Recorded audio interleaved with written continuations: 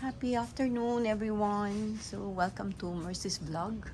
So short vlog lang, short video dito sa aking mga halaman dito sa terrace.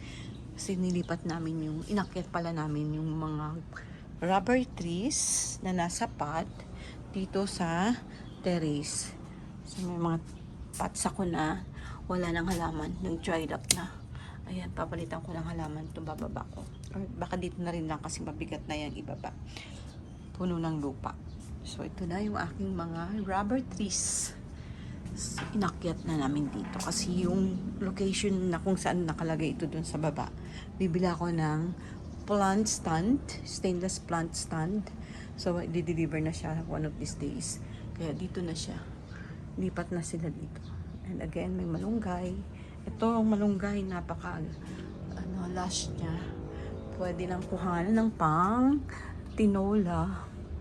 Okay, and ito. So I have how many pots?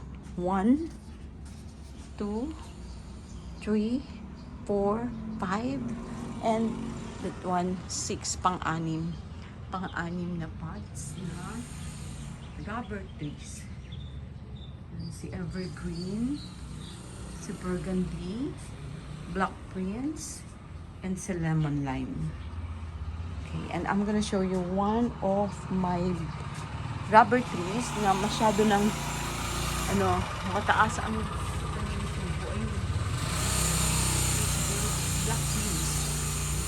Si black prince na nakatanim lang sa paso. Pero, ayan, yung ugat niya gumapang na sa lupa. Kaya napakalaki. So, I plan to cut, to prune that one day.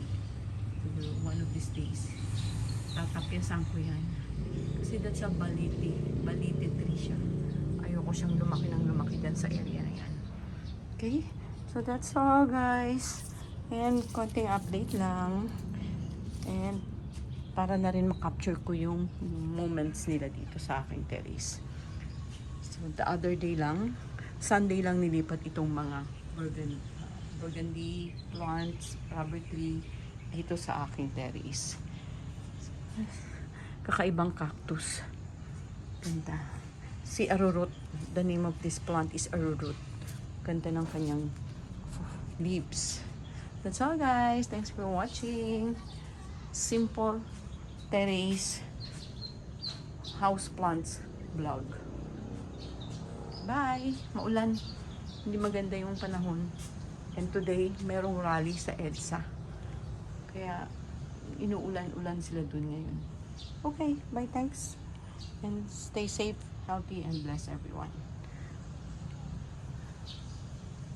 Instead na mag-live ako, gawa na ako ng short video. That's my Dulcinea marginata.